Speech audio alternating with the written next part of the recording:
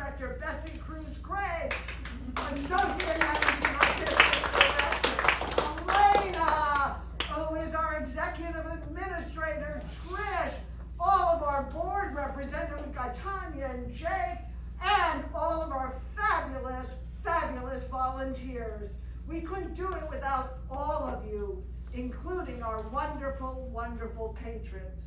Also, we have to thank, of course, our seasoned sponsors, Arizona Commission on the Arts, Arts Foundation for Tucson, Southern Arizona, the Ralph L. Smith Foundation, and of course, the one person that allows us to say Invisible Theater is the most well-adjusted theater in the entire cosmos.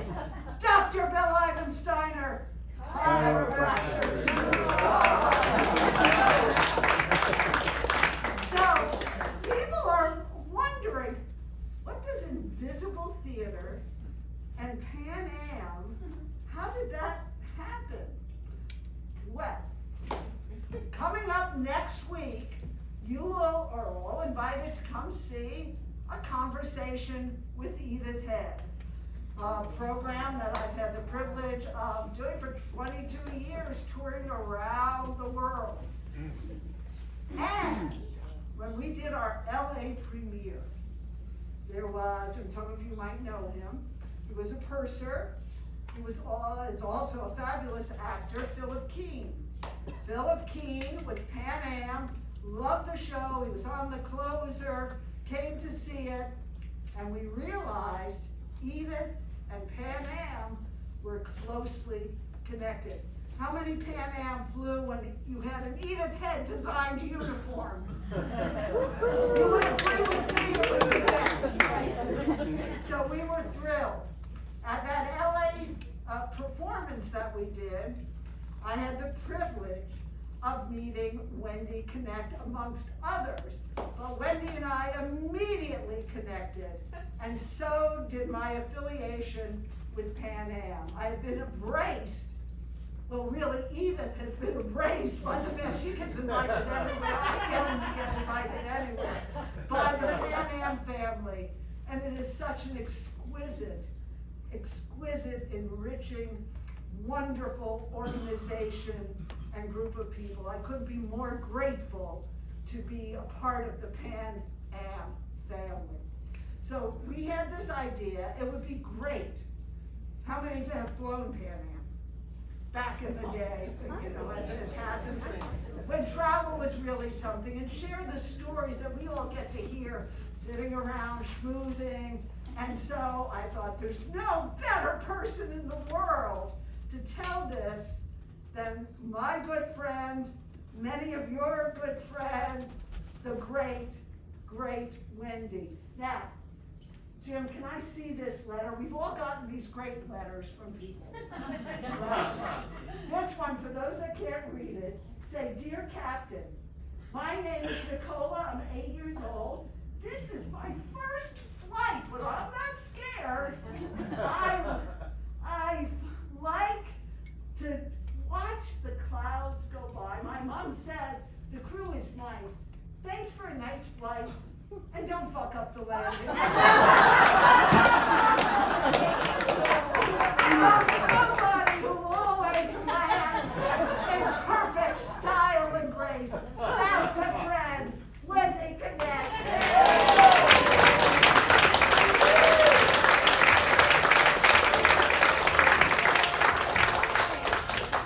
So great for everybody to be here. And you know, we're all here to talk about travel. And I have my uniform on. So I think just to get everybody ready for takeoff, I should point out the emergency exit.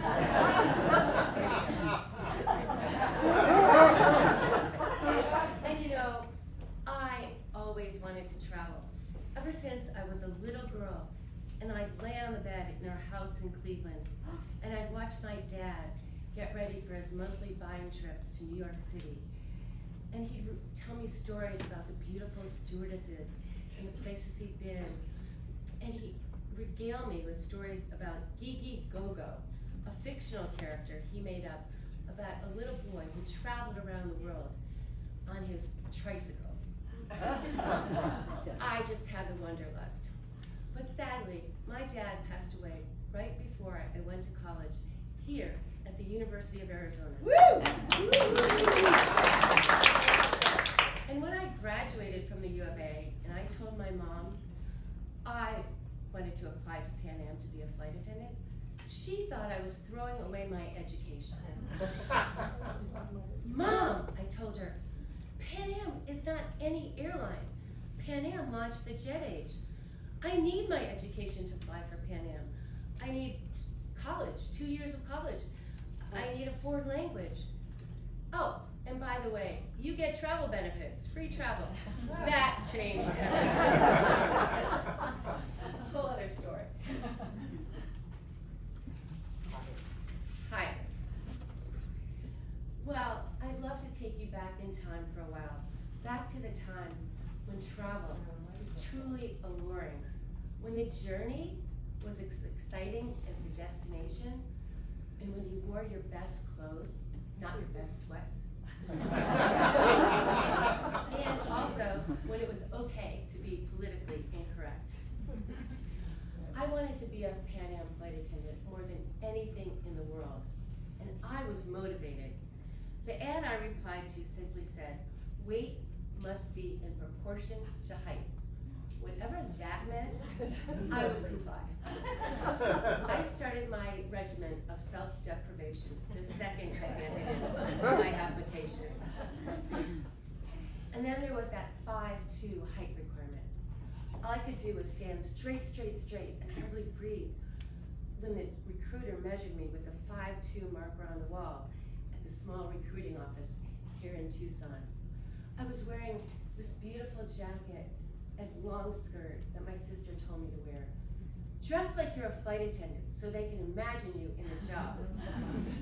And my recruiter, she was tall, thin, and beautiful. When she told me she'd been flying for 9 years, I was in awe. I think I just started interviewing her. Well, where have you been? Like, what's your favorite place? How much do you love your job? Oh, she said, we have to be careful not to be haughty. You know, you leave Tucson and you're in London one day and Istanbul the next, and then you come back, people don't really get it. And then there was the language requirement. I needed to be fluent in a foreign language. Mine was Spanish. Well, I had taken 2 semesters of Spanish here at the University of Arizona. But living here in Tucson, I was able to go to, listen to Spanish radio, watch Spanish TV, and go to every Mexican restaurant. However, on my regimen of self-deprivation, all I could really eat was salsa. But by the time of my interview, I had my best sentence down pat. Tiene que poner su equipaje bajo del asiento enfrente de usted. Please put your hand luggage underneath the seat in front of you. Well, at least I had it down pat enough to get hired on a probationary basis. That meant I had 6 months to become fluent in Spanish, which I did by utilizing the Pan Am language labs, by being based in Miami and flying to Central and South America, and by dating Umberto. By the time of my final interview and my final weigh-in, I left there and ran to the Safeway like a bull in a china shop. Sourdough bread in one hand, Fig Newtons in the other, M&Ms, Reese's Cups, Twizzlers, oh, Hostess Twinkies, anything. And I know it sounds so outdated and oppressive and sexist being weighed in. It would really look good in our uniforms. And does anyone here remember girdles? Pan Am had girdle checks, but thankfully I started after those.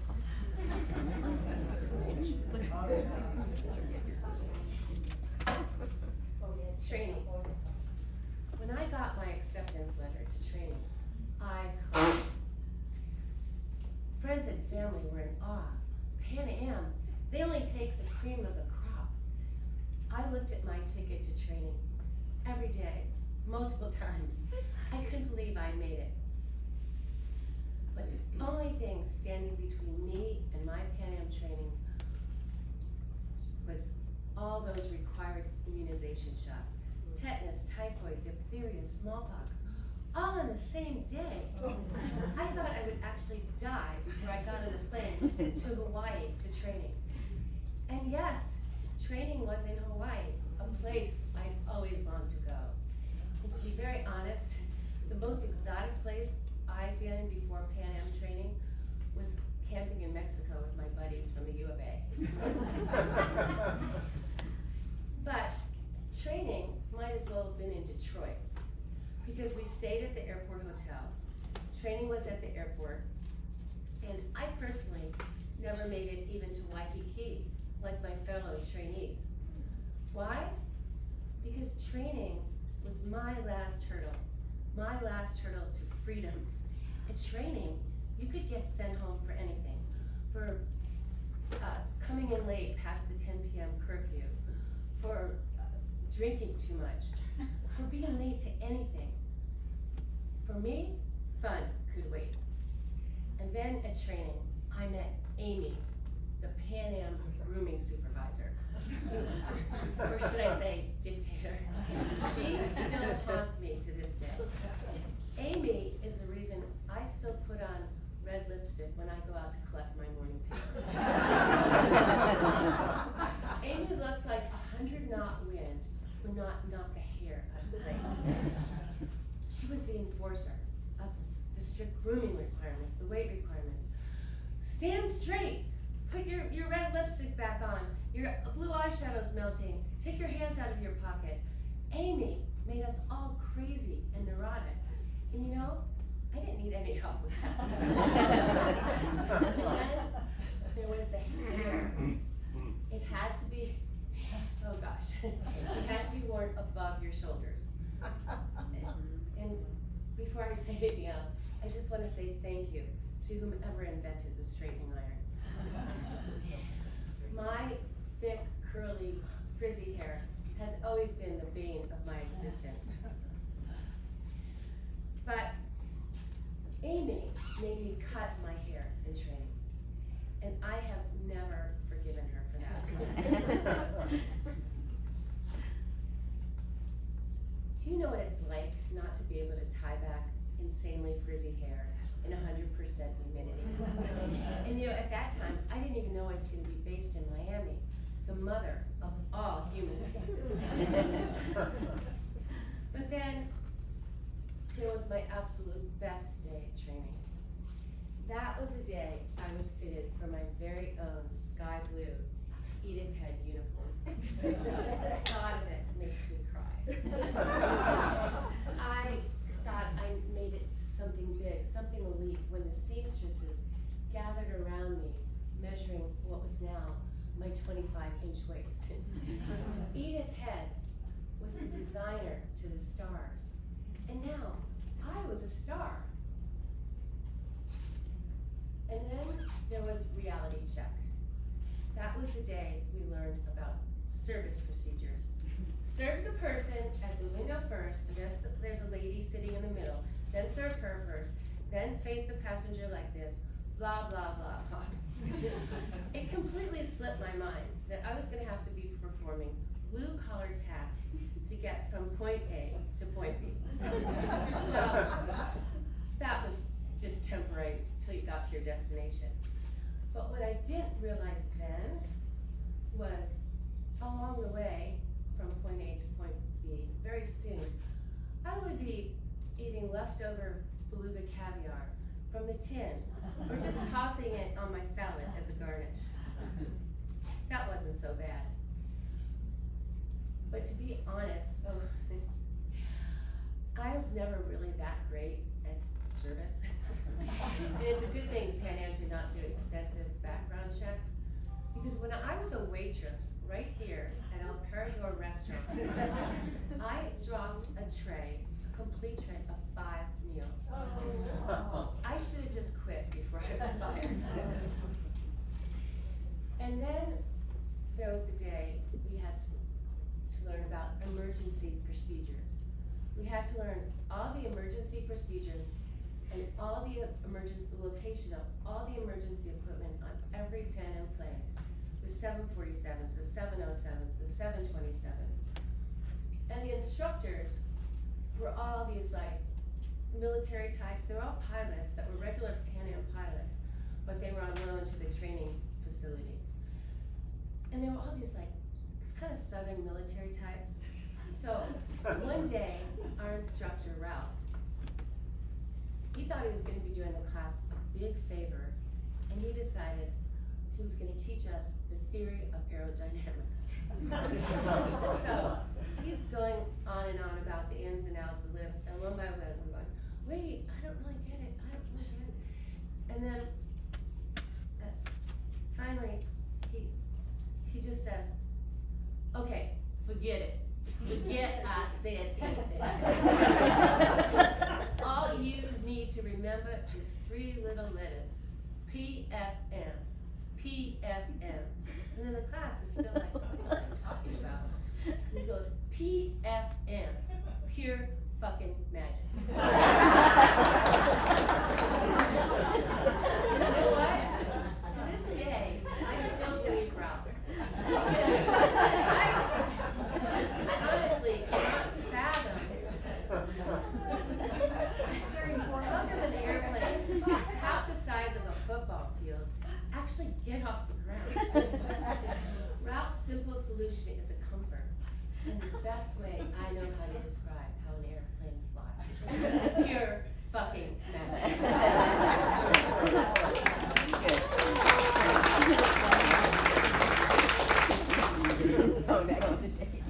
Flying high. Yeah, exactly. Another pinnacle of my career came early. That was the day at training we learned about our Pan Am flight benefits. You could now go anywhere in the world for free, anywhere. Of course, it was always sub-low when we traveled for free, literally meaning subject to load, meaning if there's an empty seat, we will put your ass in it. And we also called it non-revenue travel, because for the obvious reason that there was no revenue to pay. But listen carefully, because you have to be dressed to the nines when you are flying standby or sub-low, excuse me. The sub-lows were like the best dressed people on the plane.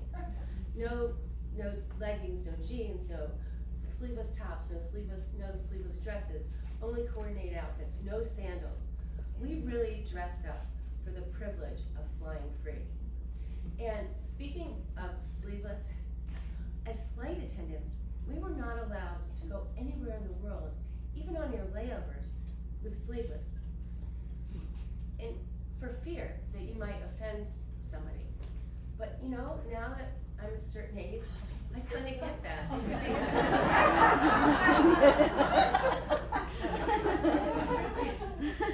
It was really weird. Like on the plane, you'd be like traveling non-rev, and you just get up to go to the lab or something, and people would routinely ask you, "Can you bring me back a coat or a pillow and a blanket?"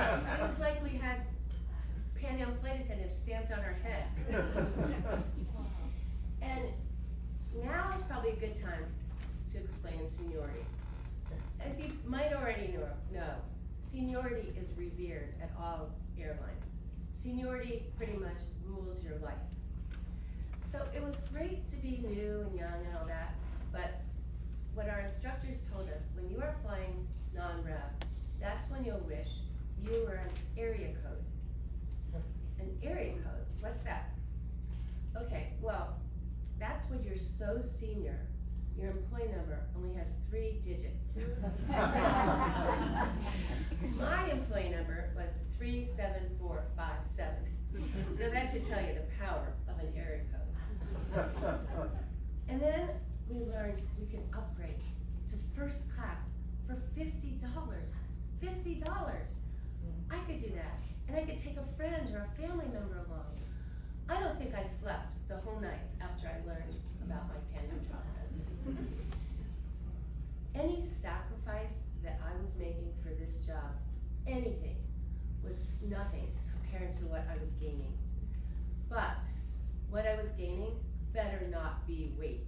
Because we were weighed in at every report while we were on probation for 6 months. And some of my fellow trainees did not make it through. My roommate in Miami was fired for being 4 pounds over her weight limit. I tried to tell her, Antonia, it's not dieting when you take a half a bottle of blue cheese and put it on your salad. But she just didn't get it. For me, anytime I had a week off, I would go somewhere. Africa, Argentina, Australia. And if I was lucky enough, I'd get to pay that $50 for my seat in Nirvana. And our food was amazing. We had 7 courses of meals on 7 carts. First came the setup cart, white linen and a beautiful little bud vase, and we set your table at your seat. Then came the caviar cart with appetizers. Then came the salad cart, and then the main course with Chateaubriand, carved to order at your seat. And then the fruit and cheese cart, and then the dessert cart, and then the liqueur cart. Who even cared where you went? The food was impeccable. And sometimes I would actually take a boyfriend on my own little flight test. Travel for a week together can sidestep a whole year of getting to know each other. Here's my best advice for anyone. Take a trip before you commit. The flight test has never failed me. You can find out whether someone is cheap or generous, rude, kind, polite. Are they annoying? Do they drink too much? Do they drive you crazy? When my then boyfriend put up his hand to press the call button for a Coke, I had to slap it out. You do not do that on a free flight. Nor do you ask how you get your miles for the flight. Truly, flight reveals the soul.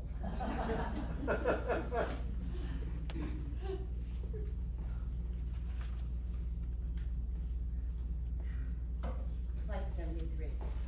We were treated like ambassadors to the world. We were treated like ambassadors to the United States everywhere we went. You would get into the Delhi Intercontinental at 3 a.m. and the full staff would be there to greet you with hot towels and a silver tea service with cookies. We really got the royal welcome. And vendors around the world would make us special products, or they would give us special pricing, like these Pan Am pearls I'm wearing. We didn't go anywhere, not even the airport shops, without asking for the Pan Am discount. And around this time in the mid-'80s, Pan Am started to have some financial difficulties, so they started building bases around the world that would be cheaper to operate for flight attendants. And around that same time, I started doing a lot of special assignments. So I would sometimes work in the office, or sometimes I'd go to travel agent events, or I go with the sales team. But when I worked in the office, my friends loved it, especially when they put me on the sick desk.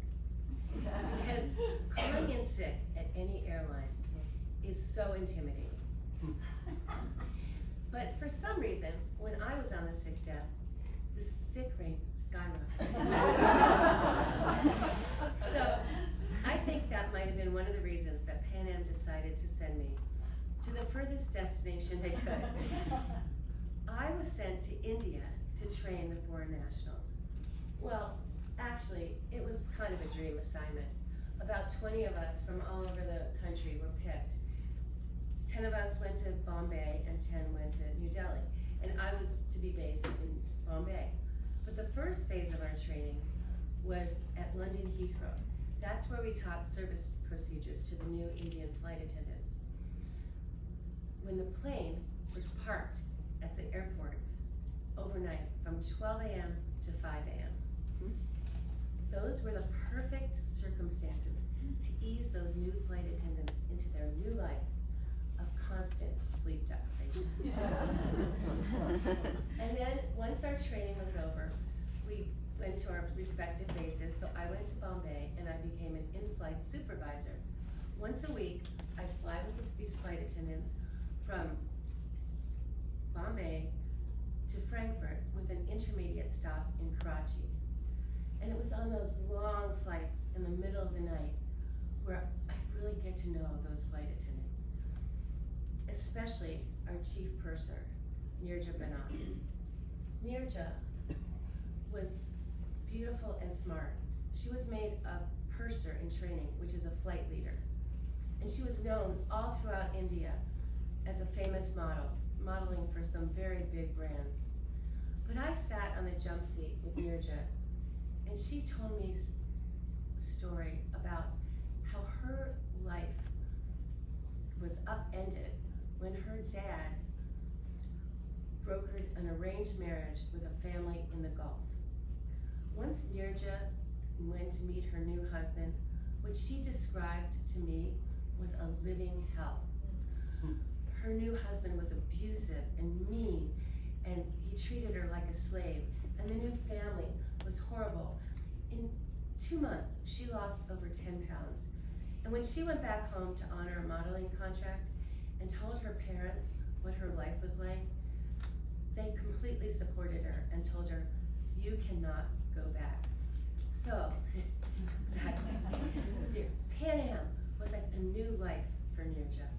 She could still keep her wonderful modeling job and fulfill her dream of travel. And for me, well, my life in India wasn't all work. I met this cute guy named Dave, an American guy who was working for an American engineering company. And he was staying at the same hotel, the Sea Rock, where we were all based.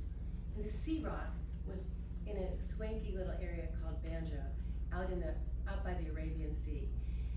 On the weekends, the Sea Rock was like the place to be seen for the Bollywood crowd.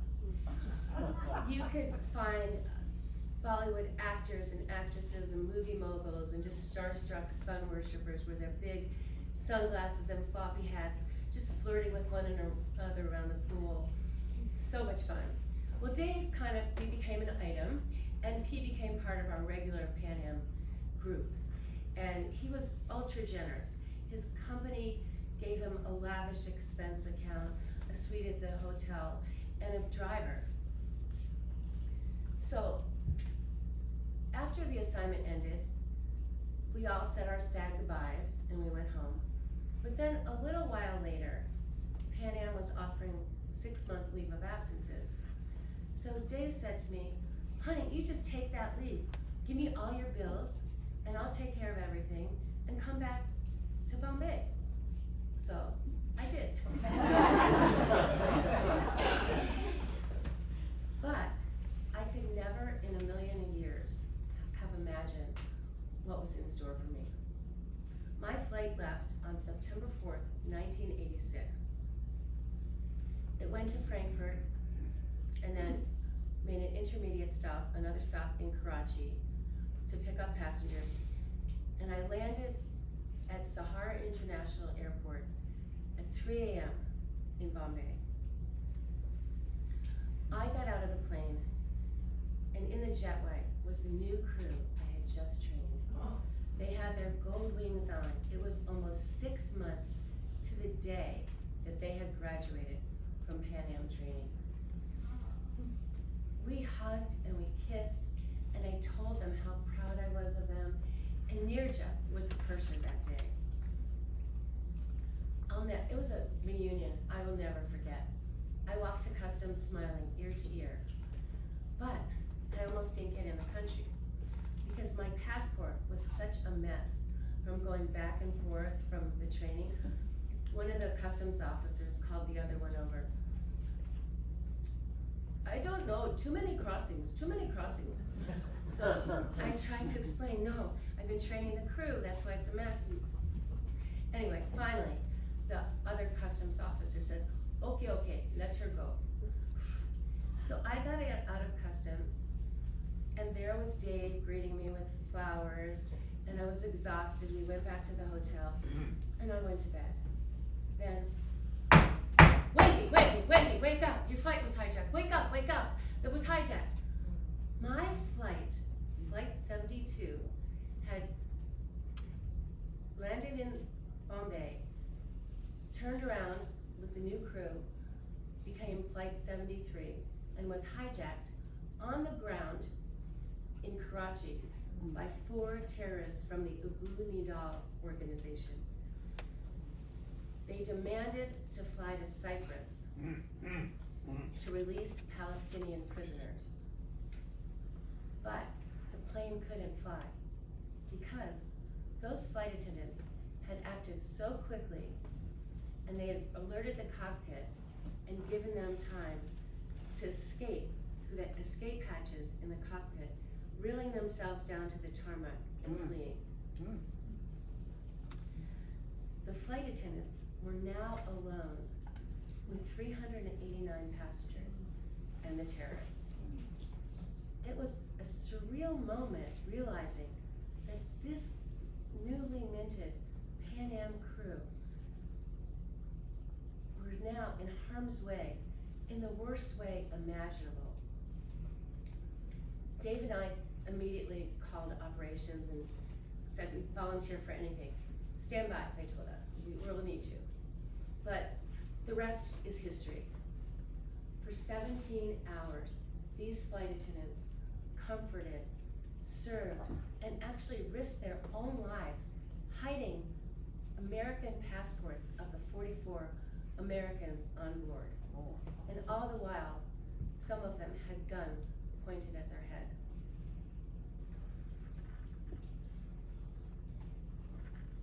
When, after 17 hours, the alternate power unit on the plane started to flicker. And the hijackers thought that the hijackers thought that the authorities were storming the plane. So they let off all their ammunition. Bullets, shrapnel, hand grenades flying everywhere. The hijacking ended in a bloodbath with 20 people murdered and almost 150 injured. Our Nirja Banat was among the dead. She was shot shielding unaccompanied minors by the terrorists. Nirja's death became a national tragedy in India. Later, the government of India would award her with the Ashoka Chakra Award, the highest military honor for bravery and courageous action away from the battlefield. She was the youngest and the only female at the time ever to receive this honor. After Nirja's cremation ceremony, which would have been on her 23rd birthday, I went out with a crew that was well enough to attend. Many of them and the passengers were injured jumping off the wings of the 747. But I went out with them and I listened, sitting there, to every detail of the hijacking. And you couldn't help but think, what would I have done? Could I have been this brave? And then one of the crew members said, it was better it was us and not the American crew. Because the hijackers were targeting Americans. Better it was us. Can you imagine, after everything they've been through, that they could actually be this gracious? India taught me more about life and the human spirit than I could ever imagine. And I'd like to propose a toast to Nirja. May her spirit live on forever, and to all the crew and passengers that endured this horrific tragedy.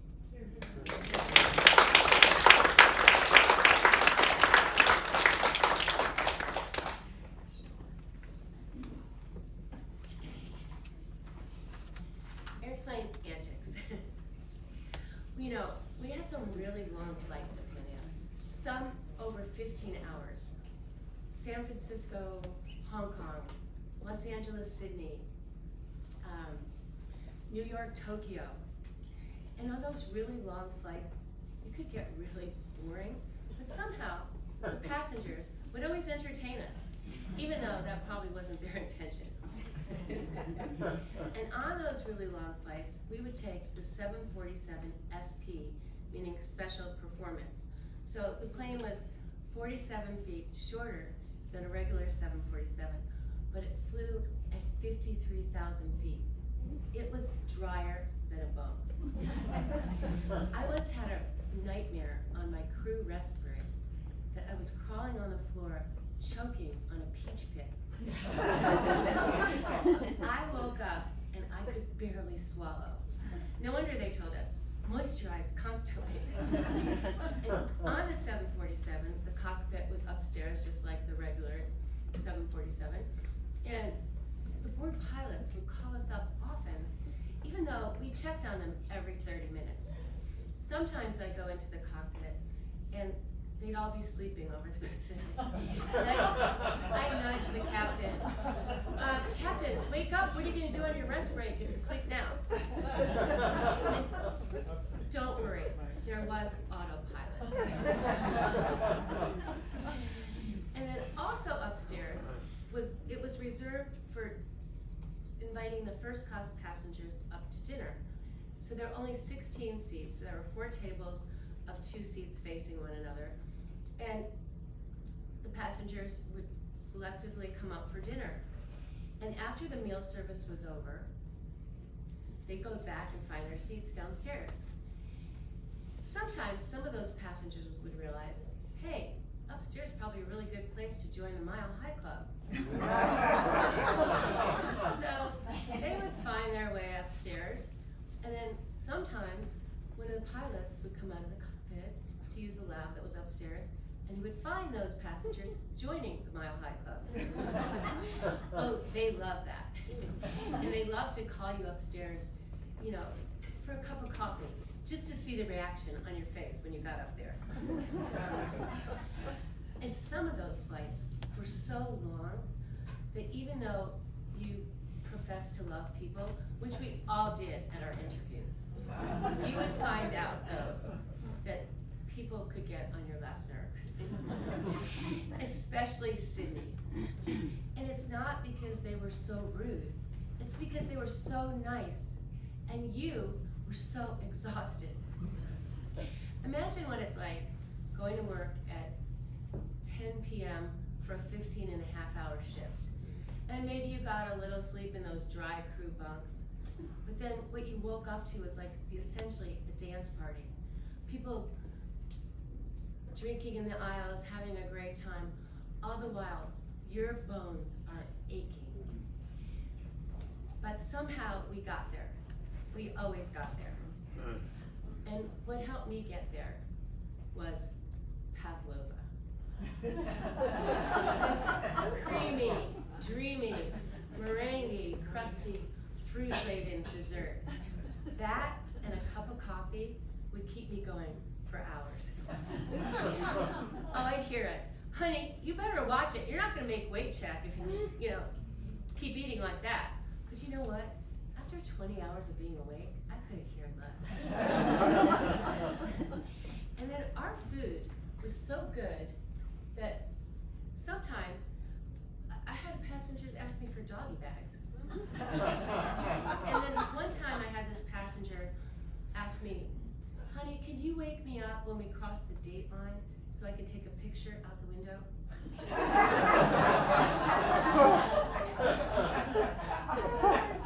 And then there was this poor guy, not sure where we were going. We were flying like 35,000 feet, and it was a lot of turbulence.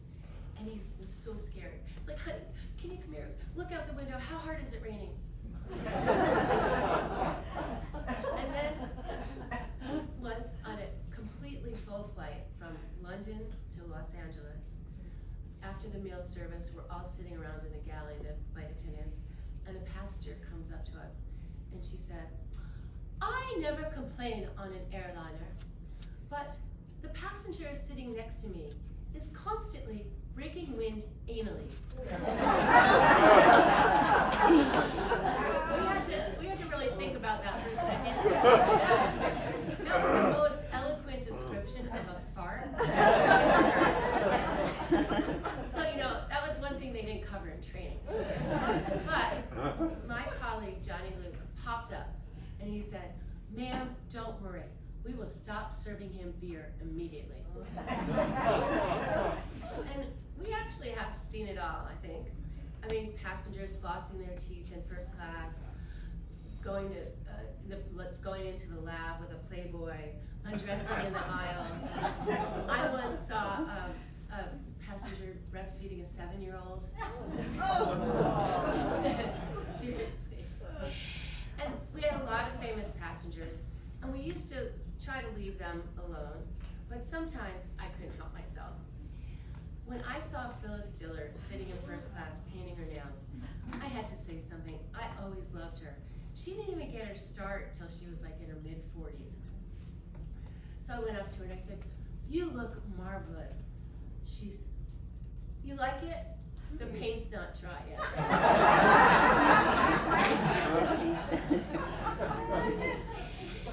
And then sometimes being friendly could get downright embarrassing. Once I was going from Santiago to Los Angeles, and I was practicing my Spanish with a cute passenger, and he was practicing his English. So at one point I said to him, usted es muy amable. And he said to me, you are very nice too. And the next time you come to Chile, I eat you out. I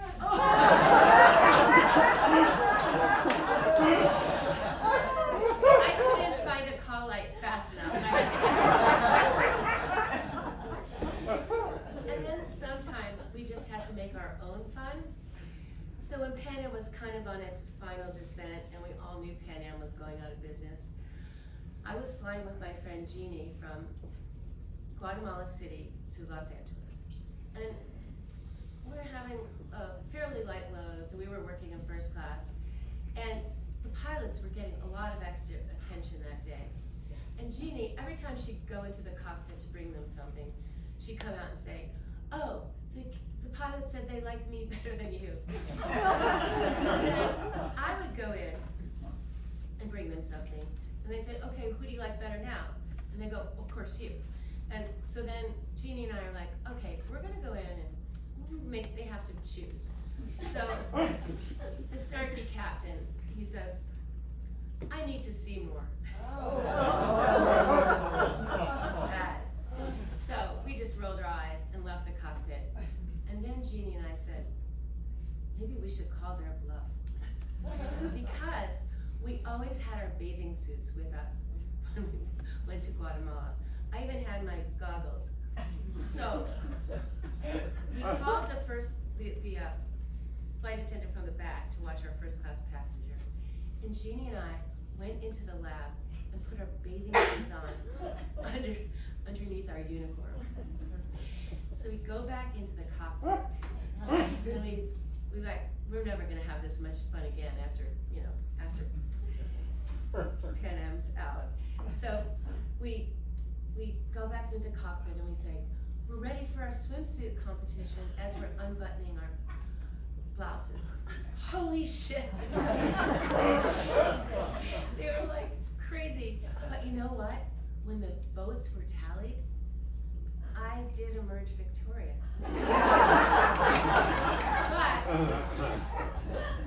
But to this day, I get a Christmas card from Jeannie signed Miss Congeniality.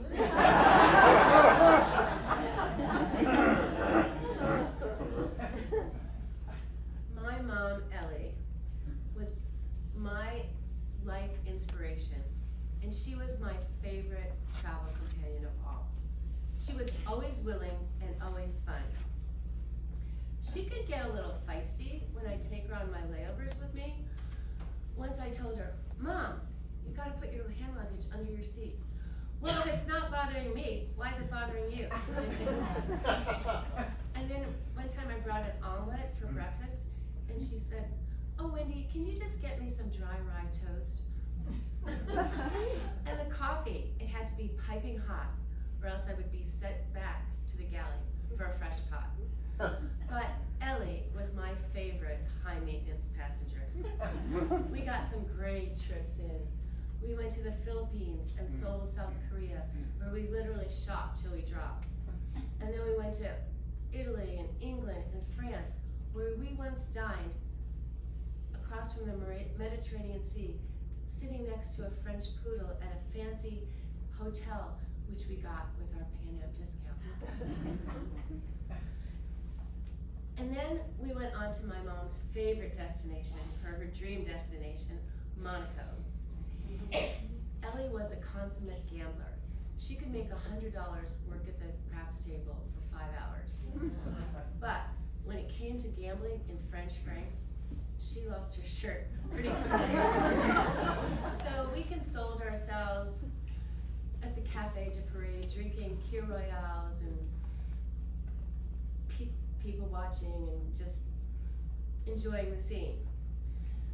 And then at the Vatican, my Jewish mother cried when she saw the Pope come out to do his Sunday papal blessing. But she had no qualms about stealing the ashtray at the hotel, the Savoy Hotel in London, in Rome, which we also got with our Pan Am discount. I knew Ellie would never embarrass me. On the plane, she was dressed to the nines and always ladylike. Not like the mother of another flight attendant who got so drunk on the flight, she started making out with the passenger seat next to her. That poor girl is probably still traumatized by that. Ellie used my travel benefits and traveled like crazy, everywhere she could, with me, with friends, to Hawaii, on cruises. And I used to worry about her sometimes traveling alone. And she would always say, "Wendy, if you dress nicely, someone will always offer to put your bag in the overhead bin." And she would always take the red eye whenever possible because she didn't want to waste the day traveling. Well, Pan Am actually folded on December 4th, 1991, which, as a very weird coincidence, was also Ellie's birthday. So I'd like to make a toast to the most iconic airline ever to grace this planet. Pan Am.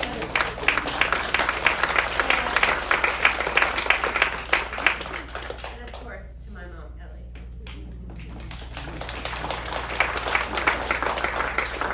Well, I had taken the job at Delta when they bought Pan Am's transatlantic routes, and Ellie's like, she encouraged me, you can always quit a job if you hate it. But what she really meant was, keep flying so I could keep my travel. But I didn't really need a lot of encouragement by that time because I was almost an area code. And I could take advantage of all these great leave of absence programs that Delta had.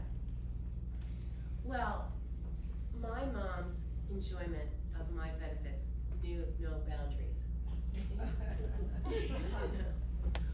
One time, I was working a flight. I was going from just Las Vegas to LA. It was the last leg of a 3-day trip, a domestic trip I traded for my international trip because I wanted to be home for a friend's birthday. So I'm in the crew bus really early in the morning, and I get this frantic call from my sister. "Do you know where Mom is? I can't find her. I've been calling her since last night. She doesn't answer her phone." And I'm like, "Kathy, Mom likes to go to bed early, and sometimes she would even sleep in her walking gear so she could just get out there right away." So I wasn't worried about her at all. And it was such an early flight, like 6 a.m. I just barely could manage to put my red lipstick on, and I'm there asking the passengers in first class, can I get you something before departure? Coffee, whatever, and then I get to row 5. Mom! My mother, she is bright red, slithering down in her seat like I'm not gonna see her. Everyone whips their head around. Mom, what are you doing here? Oh, Wendy, I just, I left on the 8 o'clock flight and I just gambled a few hours and I'm back, I'm fine. To be honest, she looked better than I did.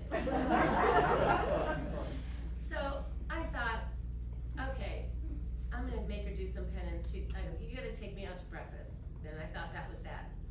But then a little while later, I got a letter from the Delta Airlines Employee Travel Bureau accusing me of abusing my travel benefits and threatening revocation of my benefits.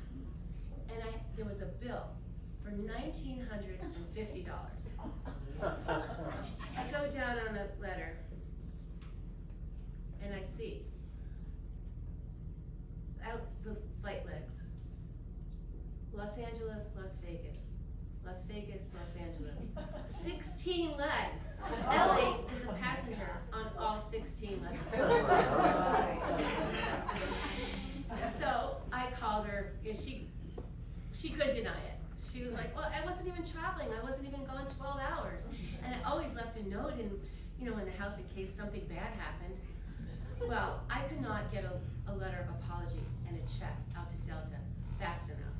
I'm so sorry, my mom's almost 80 and she just loves these benefits and they're so grateful she's healthy enough to use them, and I promise I'll monitor, I'll do anything. So then, about a week later after I sent that letter out, I get a call. Hi, I'm calling from the Delta Airlines Employee Travel Bureau in Atlanta. And honey, we got your letter and we all read it. And we all want to meet your mama.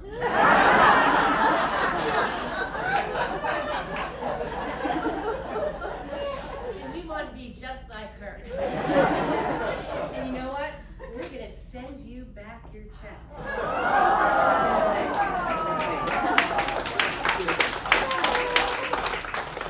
And my mom, Ellie, she would have another 10 good years to travel. And travel she did, every second she could. And I have a feeling she finally got over the fact that I was throwing away my education.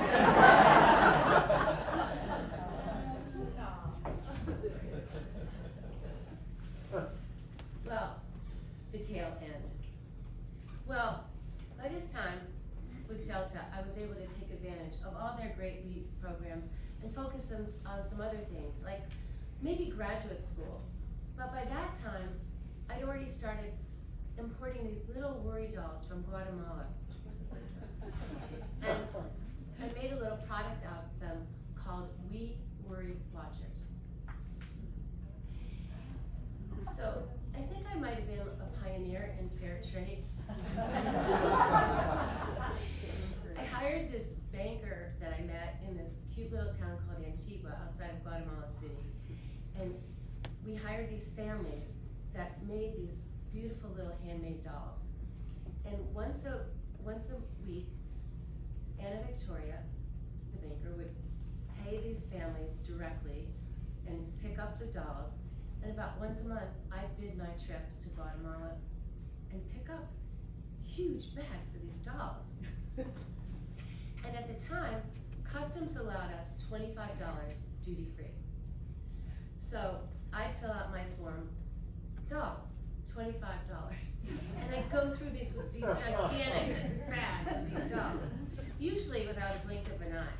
Only one time, one of the customs officers said to me, boy, you're a really good shopper. I wish you could teach my wife how to shop like that.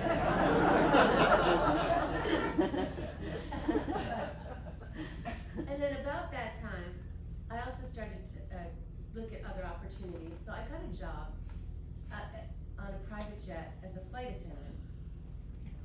And it was great because I could work on my other ideas and say no if I couldn't, if I had other things going on, but I could also say yes if my duties permitted.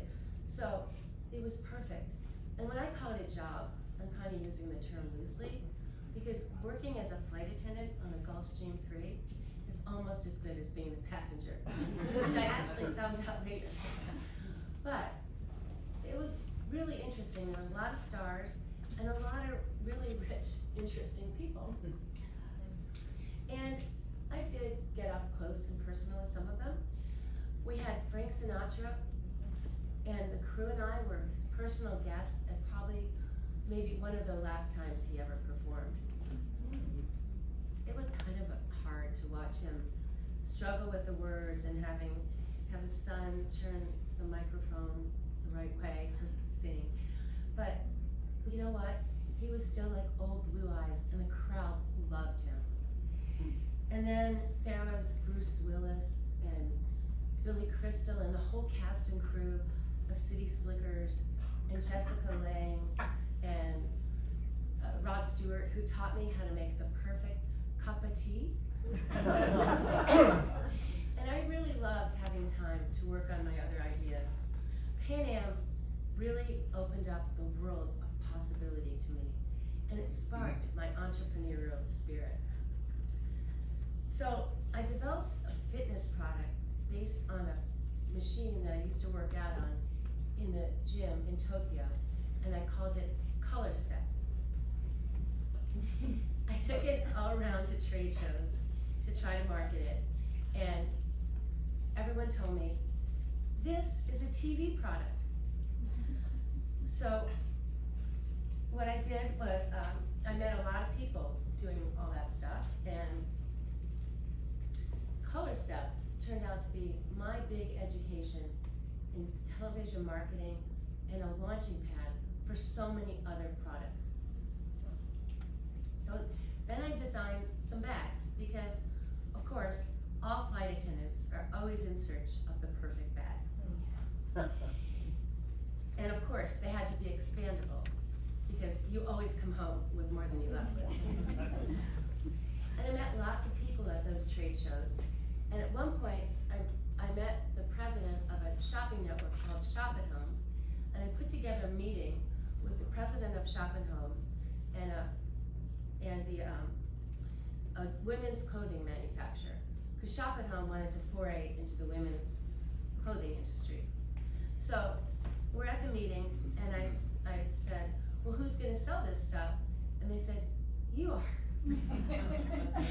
So, well, I guess I've always liked to challenge.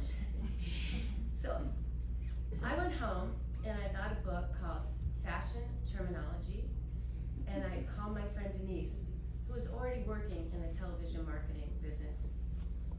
And she told me, she goes, just write down every adjective you can think of. Use them all. Well, the weekend launch was a huge success. So I extended my leave of absence at Delta, and I went back home and relocated to Knoxville, Tennessee, where Shop at Home was located. Shop at Home gave me my own show called The Fashion Showcase. I was now a television host and the Shop at Home fashion coordinator. When they asked me to give a seminar to the other hosts on how to sell fashion on television, that was a real aha moment. I mean, I guess you really are who you say you are. And then it was at Shop at Home. I got the best advice from a guy who's now in jail. He was a real con man. When he came to Shop at Home, he told us, facts tell, stories sell. So when I moved on to selling my products and other companies' products at QVC, that was my mantra. Facts tell, stories sell. So I want to show you what was my flagship bag at QVC. So this is gonna blow you away. I have to say that. But you're gonna find so many uses for this bag. It's so versatile. First, I'm wearing it over my shoulder, just like a regular bag. do is move the straps, and I can make it into a crossbody bag. Oops. Oh, technical difficulty. Okay. And I can make it into a nice crossbody bag, and look at all the compartments. Lots of flaps and zipping here. I mean, I can put a water bottle in here and hike with it in the morning and take it out to Beverly Hills at lunch. It's that versatile. And then you could also wear it as a fanny pack. Here's the best part about this bag, because as you know, we always come back with more than we left.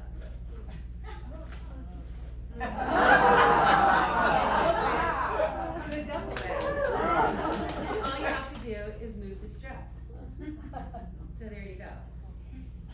It was like a thrill of a lifetime selling products at QVC.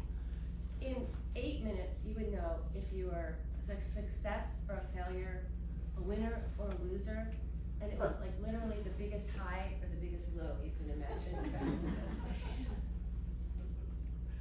A few great products kept me going.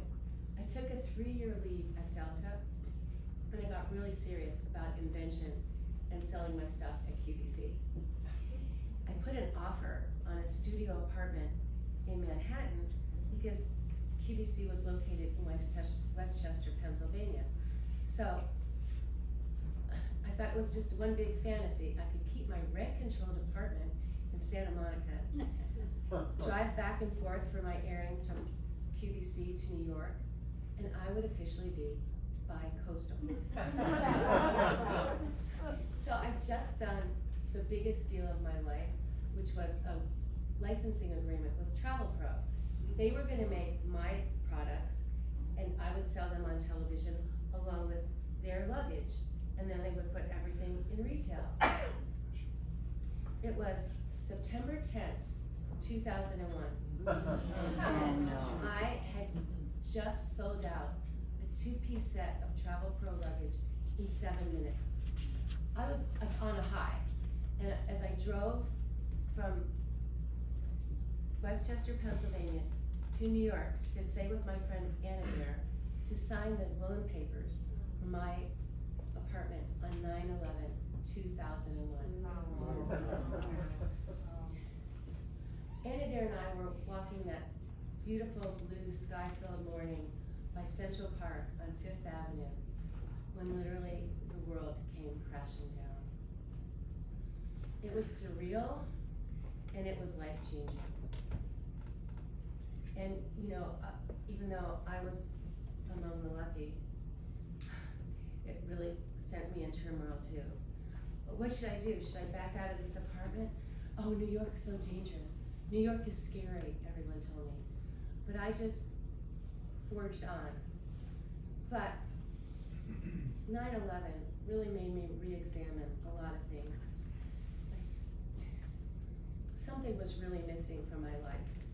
And even though I know I was so lucky, I couldn't figure out, like, why was I alone? Did I let the good one go, or maybe something's wrong with me? I really didn't want to be alone anymore. And I had a lot of regrets and was really depressed. So I got to the point where, okay, I'm gonna put my profile on an online dating site.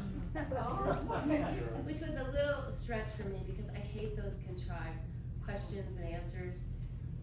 Excellent parallel parker, I wrote, under skills. Because the guy has to have a sense of humor, right? And I am a good parker. When Mr. Wright came along, who I call K, I was astonished. He was largely normal. And you know, he told me he hated New York, but that was only because he'd recently been robbed there. But he was an avid traveler. He used to travel with his 2 girls because his ex-wife didn't like to travel. And he was skeptical when I told him about Delta. Aren't you gonna get fired from taking all that time off? Well, 3 months after we met, we took a trip to Paris. He said, you plan the whole thing, I'll just show up, and I reserve the right to complain if anything happens. Well, he never really complained. We went to France on a free ticket in first class. He got used to those benefits really easily. And I know he probably thought, what's wrong with Wendy? 45 and never been married? Well, actually, I met him the night before my 46th birthday. But my family and friends loved him, especially Ellie. A handsome, unpretentious Jewish doctor. What's not to love? When he asked me to marry him, he said, "Marry me, I might be your last chance."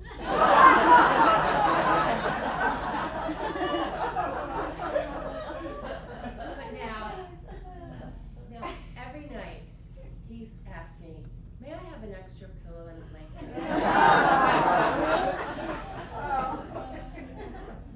And I reply, after 20 years, I still reply, "Certainly. And is there anything I can do to make your flight more pleasurable?" Well, the flight has been very pleasurable. And although we've weathered some turbulence, I'd like to say that we are still flying high. And I couldn't be more grateful to Pan Am for the life they gave me. Pure fucking magic.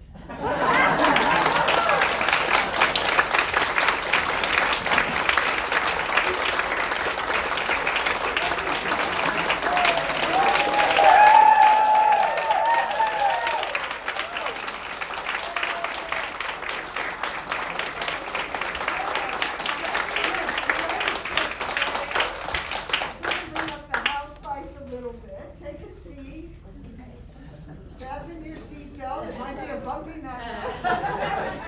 But Wendy has graciously said that she might answer a few questions. She has right up her easel.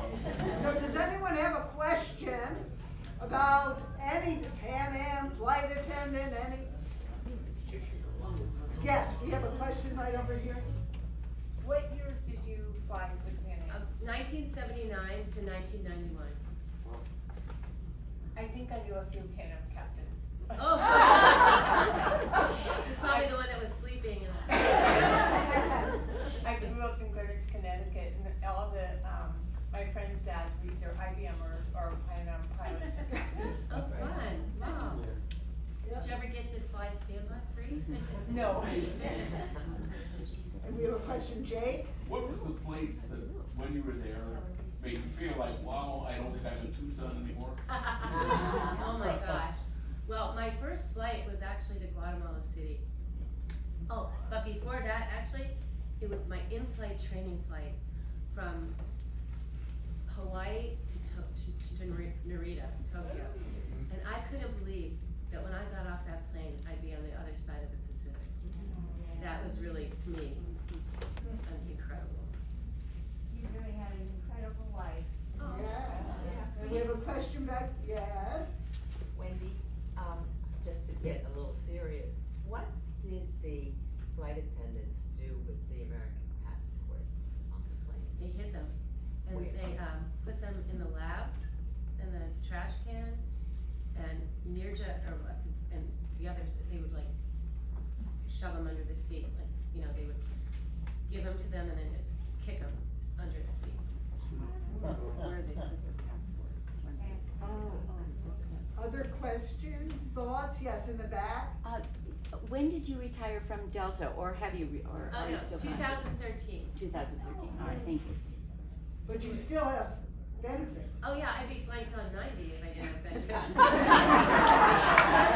I'd never give that job. I'm like my mom in that regard. Yes. Did you save your Pan American uniforms? Yes. Other ones too? Oh, sorry. Other ones also? Fortunately, I was just bequeathed an Edith head, which I cherish so much. Wow. And we were able to borrow from another woman here, Ellen Dunscombe, that full uniform, and I own a full Edith head with the coat, right, and the hat and the Pan Am bag. So that's great. Definitely. I felt like Question back there, yes. Huh? George Jackson. Oh, George. So I saw a documentary where they were talking about the glory days of flying Pan Am in first class, and they said that they would cook roast in the galley, cook the roast in the galley. Is that true? Yes, yeah. And that's why we would then carve it to order. Like you could ask for medium rare or well done, carved at your seat. That's one of my favorite ads. Funny, you don't look like a French restaurant. Brilliant marketing. We'll also have here John McGee, who many of you might know John. A Tucson, just certainly an icon here and an icon with Pan Am, who lent us this fabulous banner and a lot of other Pan Am paraphernalia. And this is the first time you're meeting him, right, Wendy? John's Yes. right over there, so we thank you, John. And John, you have a- Yeah, let me give a shout out to the Pima Air and Space, where we have 3 Pan Am airplanes. We have a Boeing 377 that's a pregnant guppy now.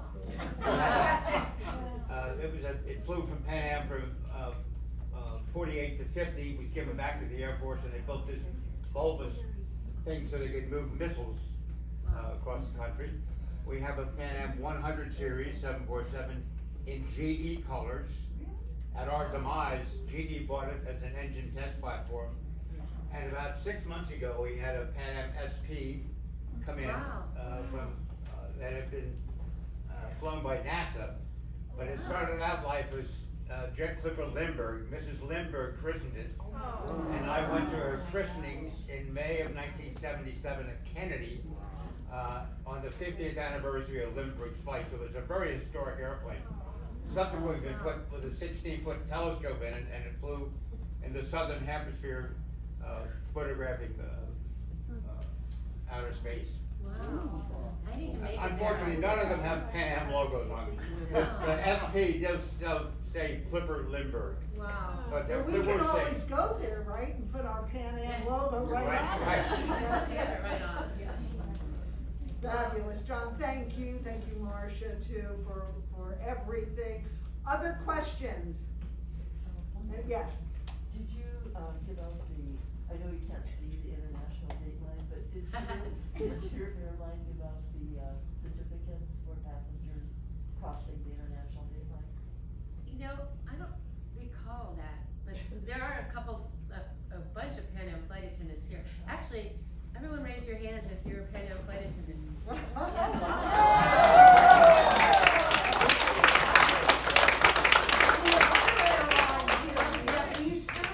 Eastern, who's? Eastern Airlines? Raise your hand, Eastern. I lived right next to some Eastern people when I was based in Miami. Yeah, Delta American. Delta American? Delta And we have a lot of pilots here too, I know. Who's a pilot? Yeah. I have one last question. Did you by any chance know Captain James Spillman or Captain Jack Hall? You know, I'm so Or bad with anybody. names. No. I might have. Entirely possible. I don't know if they did something Yes, you have a significant question? there. Yeah, I was gonna ask, did you ever meet Juan Tripp, the founder of Pan Am? Yeah. Have any impressions on him? No, but his son, Ed Tripp, is very involved with our Pan Am Museum. I'm on the board of the Pan Am Museum Foundation, and he is also, he's the Pan Am Historical Foundation, and we work closely together. Tell them a little bit about the Pan Am Foundation Museum also and the wonderful sure. work that this organization does. Oh, that's right. Well, the Pan Am Museum Foundation was actually founded by 2 flight attendants to keep the legacy of Pan Am going and to honor Pan Am. And we have a lot of great, first of all, our museum is at the cradle of aviation in Garden City, Long Island. And if you ever get a chance to go there, it's about 20 minutes from JFK. It's so fascinating. There's a lot of other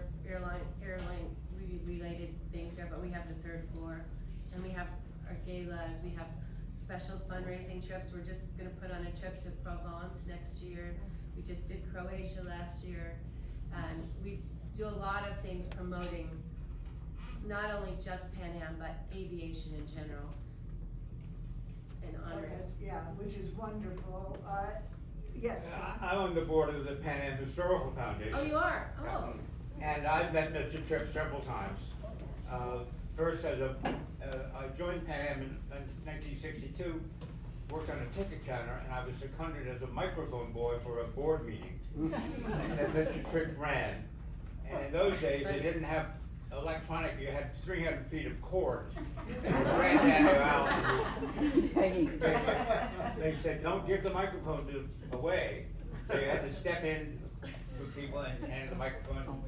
I was fighting with a woman who kept saying, finally Mr. Tripp said, young man, give the lady the microphone. He's a gentleman always. I subsequently was the airport manager of Kennedy, and we used to have a big case with a tail wheel from Ford Tri-Motor, Tripp's roll-top desk, and when a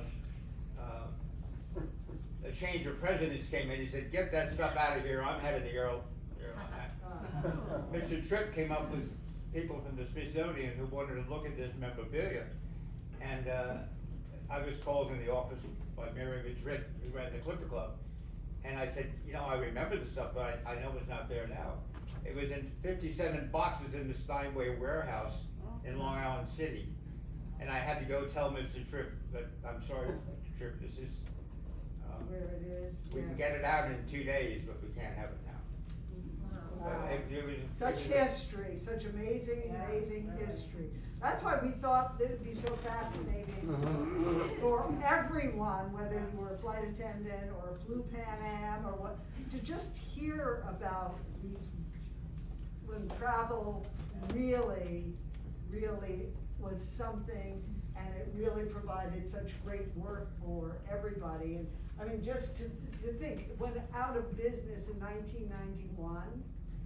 How many businesses that go out and bankrupt are still so supported, so loved, and that says something about all of the employees. Yeah, we have a very close-knit group. It's like, we really are truly family. And it's something you can't even put your fingers on. It's just, you go anywhere in the world and there's another Pan Am person, you're part of your family. Yeah, and that's why I said it was such a privilege for me, and now the Invisible Theater family, to be part of the Pan Am family. And we're so grateful to Wendy and to John and to everyone, and to all of you also. This is a fundraising event for Invisible Theater. We invite you. We have a great rest of the season coming up again next week. Miss Head, given it's okay with her filming, will be here.